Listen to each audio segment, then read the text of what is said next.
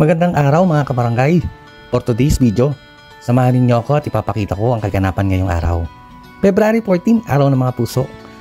Pero mas ginusto ko na lang manatili sa barangay. Wala lang mga kabarangay, napaghahalata lang walang kadit si Kapitan. Kaya pakpi-kapi na lang ako. Maghihintay baka sakaling may mag-aya sa akin. Nyamot eh. Kaya lumingon-lingon ako sa paligid.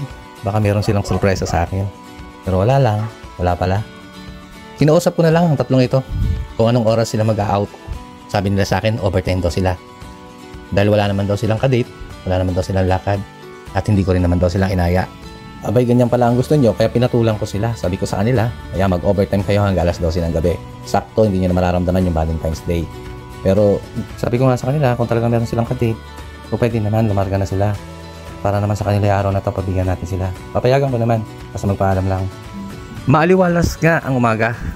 Sarap paglipot na may kasama. Hanggang dumating na si Consi. Sigurado wala rin kadate dito. May hinandang sopas pala si Consi. Kasi siya ang duty. Nandito ako sa taas, mga kabarangay, nagtatago. Kaya sa CCTV na lang ako nanonood. Ganito dito, share kami sa pagkain. Sagot minsan ni Consi, minsan sagot ko. Sinisilip ko na rin ang opisina ko bago ako bumaba. Hanggang si Consi nagagayak na ng tanghalian. Sa oras nga po na ito, masarap nga po pala magluto si Consi. Mga kabarangay, kaya tiyak, nabusog na naman kami. Tinulungan na rin pala ng tanod natin si Consi para mabilis na makapagluto. Walang masyadong tao na pumupunta. Siguro nga dahil Valentine's at nag-celebrate naman sila. Pakpit pala ang ulam namin ngayon. Maraming ampalaya. Dahil wala kaming kadate, kaya mapait ang pagkakaluto ni Consi. Sinamahan din namin ng adobong isda. Inuna pala ni Consi iluto tong isda na to. Inadobo niya sa maraming sibuyas at bawang. Kaya sabi ko kay Consi, tsak na mauubos natin ang kanin yan. Ginisa na nga niya ang pakbet. At ito na nga po, nagkainan na kami. Hanggang sa nagkainan na kami, pero hindi namin inaasahan may dumating kaming bisita. Nagulat ang lahat, lalo na po ako, kaya hindi agad ako nakapag-video. Kaya pag alis nila, umakyat agad ako. Para ipakita ko po sa inyo kung sino po yung sinasabi naming bisita. Hindi namin kasi akalain na dadalawin niya kami.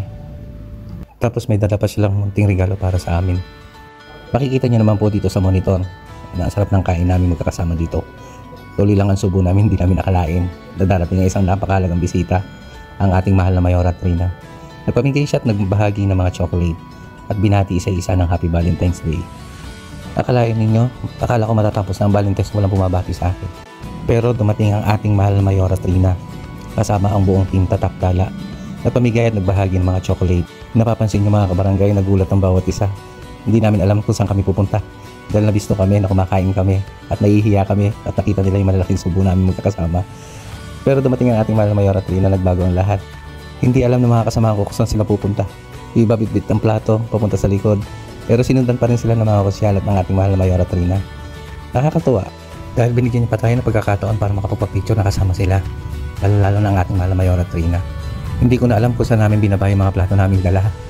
Tapos may bagoong pang aming mga kamay. Nakakahiya pero nakakatuwa. Nasurpresa kami kasi hindi namin nakalain na si mahal na Mayora Trina pala ang darating. Inalok namin silang kumain. Pero ang sabi nila sa amin, busog na raw sila. Kaya hanggang sa nagpaalam na sila. Dahil maraming pang barangay ang pupuntahan nila. Lahat daw ng barangay dito sa bahay ng Rizal ay dadalawin nila para mabigay ng chocolate at batiin ng mga empleyado ng barangay. Iniwan rin pala ng ating mahal na Mayora Trina ang tira nilang dala para ipamahagi natin sa bawat isa. Nung nagpaalam na pala yung mga bisita natin, eto balik pwesto ang bawat isa. Kanya-kanyang kuha ng mga plato para ituloy yung pagkain namin sa araw na to.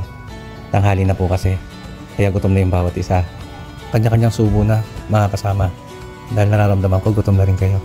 Ituloy natin mamaya ang ating kainan. Pansinin niyo po dito sa review ng ating CCTV. Kanya-kanyang pwesto, kanya-kanyang subo, at kanya-kanyang diskarte para makasandok dito. Gutom na, halata na talaga. Yung sinaing namin, siguradong kulang yan. Napakasarap kasi naluto ni Consi. Ang sarap ng pakbit naming mapait.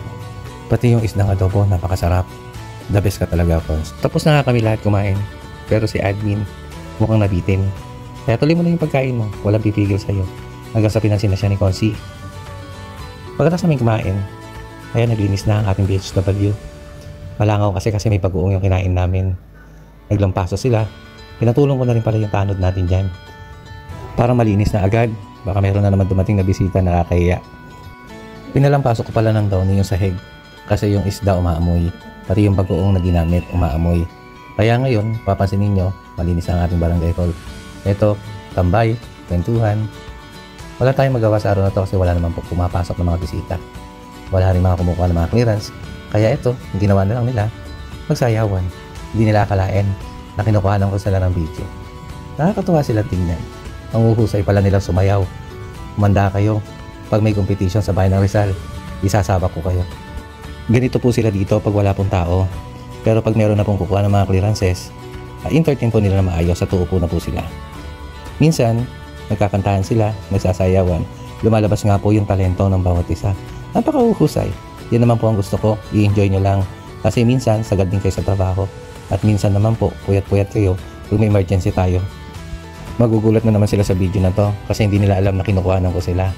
Talagang gumigiling. Talagang ini-enjoy nila. Napakauhusay. Pero minsan, praning na yata sila. Basta huwag kayong tatanggi sa akin pag nilaban ko na kayo. Mag-practice lang kayo. Galingan nyo lang gumiling. Baka yan yung ikapanalo natin. At tanghalin na naman tayo sa pinakamahusay sa sayawan. Tatandaan ko kayong dalawa. Sa competition, kayo ang ihaharap ko. Kayo magsisilbing leader. Turuan nyo yung bawat isa. Turuan nyo rin lahat ng PHW. Isabay nyo na rin yung tanod. Baka magpa-competition tayo. Pagalingan sumayaw. Ay buhay, hapon na naman. Ilang oras na lang lilipas ng Valentine's. Sisilipin ko na ang ating barangay hall. Kung tiyak na malinis. Bago kasi kami mag-uwian, tinitiyak namin na malinis ang aming barangay hall na iiwan. Kaya ngayong hapon, eto mag-uuwian. Sabay-sabay na lalakad, sabay na uuwi. Yan ang tunay na magkakaibigan. Kaya babay na po muna. Ingat kayo. Thank you for watching. Bye-bye. Bukas ulit mga kabarangay. Inyamit din.